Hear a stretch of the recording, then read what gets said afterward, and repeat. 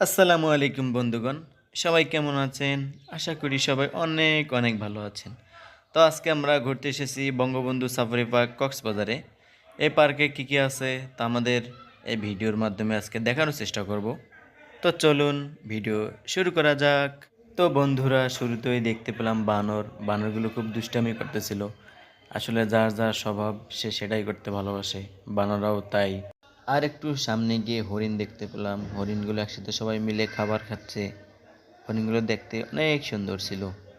তো আর একটু সামনে যেতেই দেখতে পেলাম বন বিড়াল। বন বিড়াল অনেকটা চিতাবাঘের মতো। তো চিতাবাঘের মতো দেখতে হলো, চালচলন কিন্তু ঠিক বিড়ালের মতোই। একটু সামনে যেতেই এরপর দেখতে পেলাম সেই বনের রাজা সিংহ মামা শুয়ে রয়েছে।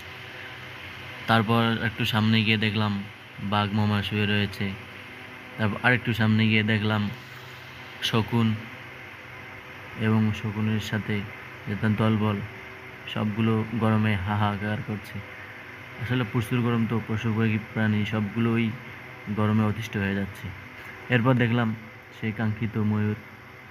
ময়ূর অনেক সুন্দর দেখতে লাগে। ময়ূরকে কে না ভালোবাসে, সবাই ভালোবাসে। তো ময়ূর পাখনা মেলেনি অবশ্য, হাঁটাহাঁটি করছিল, তো সেখান থেকে ভিডিওটি করা হয়েছে। তো আজকের ব্লগে পর্যন্তই।